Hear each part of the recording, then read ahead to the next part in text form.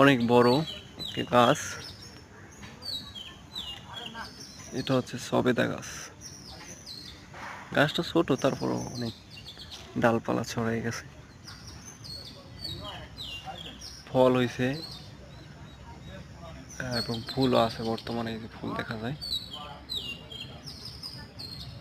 অনেকগুলো ফুল হয়েছে। আশা করা যায় অনেক ফল ধরবে।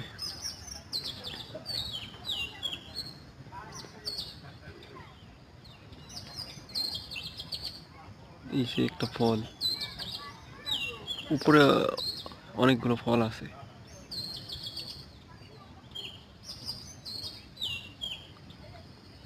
ছোট